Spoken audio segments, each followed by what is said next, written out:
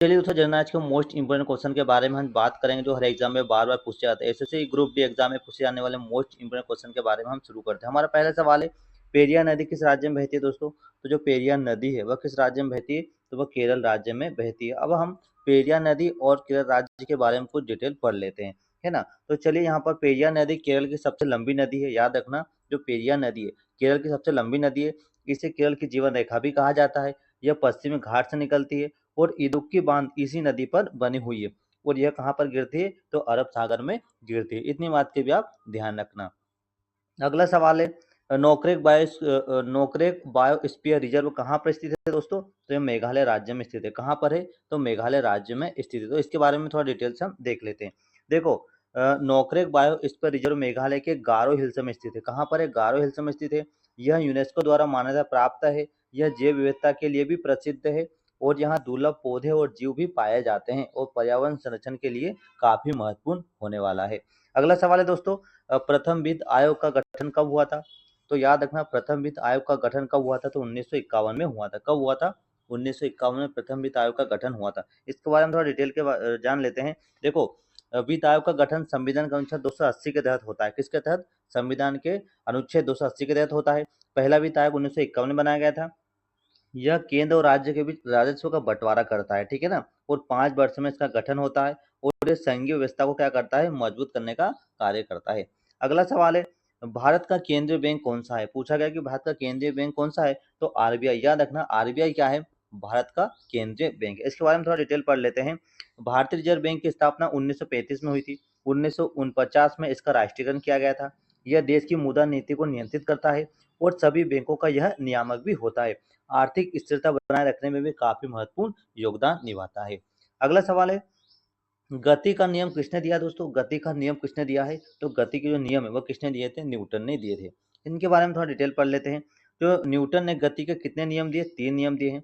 यह भौतिक के मूल सिद्धांत है। पहला नियम जड़त्व का है, दूसरा बल और तीसरा त्वरण से संबंधित है। उसके बाद तीसरा जो क्रिया प्रतिक्रिया का नियम भी बताता है। देखो, न्यूटन ने गति के 3 नियम दिए हैं। ये भौतिक के मूल सिद्धांत भी है। पहला नियम जड़त्व का है, दूसरा बल और त्वरण से संबंधित है और तीसरा क्रिया प्रतिक्रिया के नियम से संबंधित है। अगला सवाल है, फ़ारेनहाइट पैमाने पर पानी का क्वथनांक कितना होता है दोस्तों? तो फ़ारेनहाइट पैमाने पर पानी का जो क्वथनांक होता है, 212 फ़ारेनहाइट होता है। कितना होता है? 212 फ़ारेनहाइट होता है। इनके बारे में थोड़ा डिटेल पढ़ लेते हैं। पानी का क्वथनांक सामान्य दाब पर 212 फ़ारेनहाइट होता है। सेल्सियस पैमाने पर 100 डिग्री सेल्सियस होता है। यह तापमान मापन मापन का एक मानक है ना।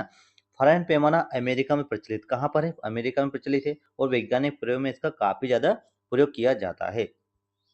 अगला सवाल है दोस्तों, हमारे यहाँ पर ध्वनि की तीव्रता किसमें मापी जाती है? तो डेसिबल में मापी जाती है। किसमें मापी जाती है? याद रखना, ध्वनि की तीव्रता को डेसिबल में मापा जाता है। थोड़ा डिटेल देख लेते हैं।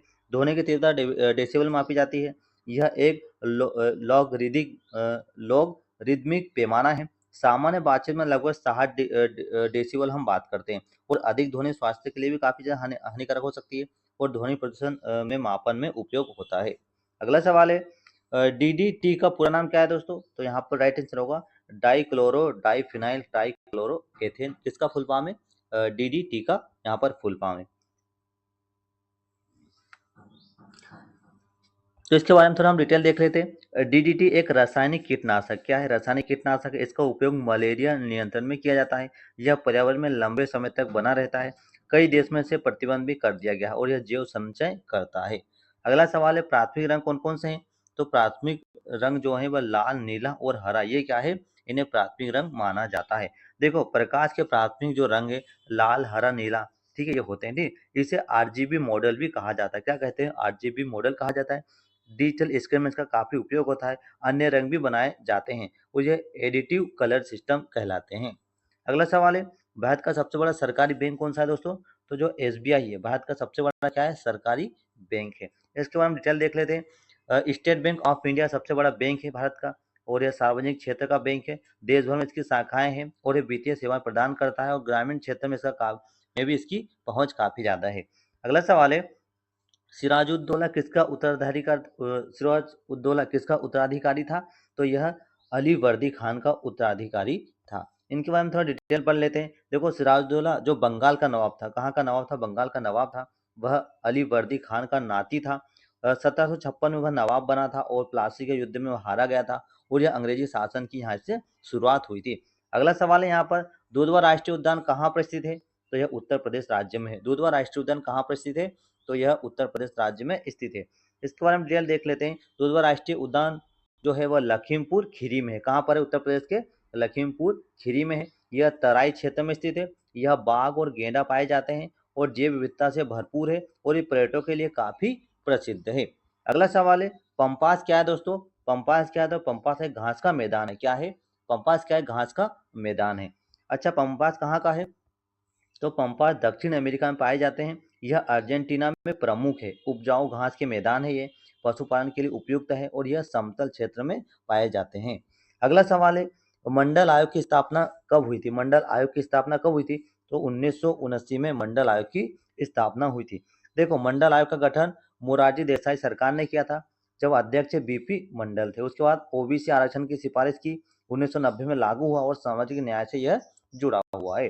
अगला सवाल है, फेडरल रिजर्व किस देश का केंद्रीय बैंक है? फेडरल रिजर्व किस देश का केंद्रीय बैंक है? तो अमेरिका का केंद्रीय बैंक है। तो यहाँ पर हम डिटेल देख लेते हैं। फेडरल रिजर्व यूएसए का केंद्रीय बैंक है। 1913 में स्थापित हुआ था। मुद्रास्फीति नियंत्रित करता है, बैंकों की निगरानी भी करता है और आर्थिक स्थिरता बनाए रखने का कार्य करता है। अगला सवाल है, आरबीआई का राष्ट्रीयकरण कब हुआ था? तो 1949 में। याद रखना, आरबीआई का राष्ट्रीयकरण, रिजर्व बैंक ऑफ इंडिया का राष्ट्रीयकरण 1949 में हुआ था। देखो, इसकी स्थापना 1935 में हुई थी। 1 जनवरी 1949 को राष्ट्रीयकरण हुआ था। सरकार के नियंत्रण में आया, मौद्रिक नीति का संचालन करता है और देश का केंद्रीय बैंक माना जाता है। अगला सवाल है, अदरक किस प्रकार का तना है दोस्तों? तो अदरक किस प्रकार का पौधा है? तो एक तना होता है। अदरक क्या है? एक तना होता है। इसके बारे में थोड़ा डिटेल देख लेते हैं। अदरक एक भूमिगत तना यानी राइजोम है।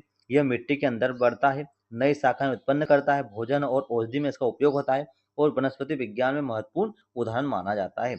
अगला सवाल है, घाव भरने में कौन सा विटामिन सहायक होता है? तो विटामिन डी। याद रखना, घाव भरने में विटामिन डी सहायक होता है। इसके बारे में डिटेल देख लेते हैं।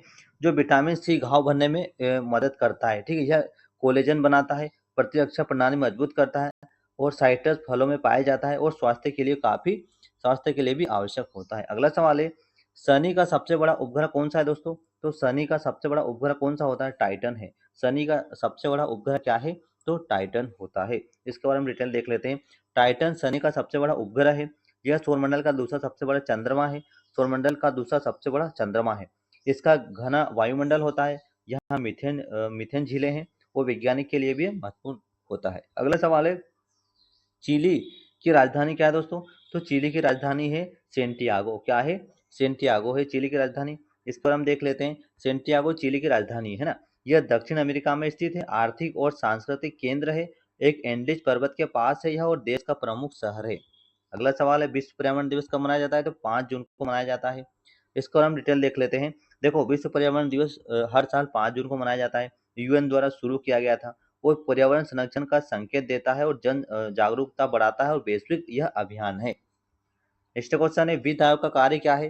तो राजस्व का वितरण करना। क्या है वित्त आयोग का कार्य? राजस्व वितरण करने का कार्य होता है। देखो, वित्त आयोग केंद्र और राज्यों के बीच धन बांटता है। यह संविधान के तहत बनाया गया है। 5 साल में गठित होता है। राजकोषीय संतुलन भी बनाए रखता है और संघीय ढांचे को यह क्या करता है? मजबूत करने का कार्य करता है। अगला सवाल है, पृथ्वी की आयु ज्ञात करने की विधि क्या कहलाती है? तो यूरेनियम डेटिंग कहलाती है। क्या कहलाती है? यूरेनियम डेटिंग कहलाती है। देखो, यूरेनियम डेटिंग से आयु ज्ञात की जाती है। यह रेडियोधर्मी विधि है। चट्टानों की उम्र भी मापी जाती है। इससे बहुत पुरानी वस्तुओं में उपयोग होता है और वैज्ञानिक रूप से यह विश्वसनीय है। अगला सवाल है, डबल फॉल्ट किस खेल से संबंधित दोस्तों? तो टेनिस से। जो डबल फॉल्ट है वह टेनिस खेल से संबंधित है। देखो, डबल फॉल्ट टेनिस से संबंधित है। जब खिलाड़ी दोनों सर्विस गलत करता है, प्रतिद्वंदी को अंक मिलता है। यह गलती मानी जाती है और मैच पर असर डालती है। अगला सवाल है, सार्क की स्थापना कब हुई थी दोस्तों? तो 1985 में सार्क की स्थापना हुई थी। इसके बारे में डिटेल देख देखो, सार्क एक दक्षिण एशियाई संगठन है। 8 देश का समूह है यह। 1985 में इसकी स्थापना हुई थी। सहयोग बढ़ाने का इसका उद्देश्य रखता है और क्षेत्रीय विकास के लिए यह काम करता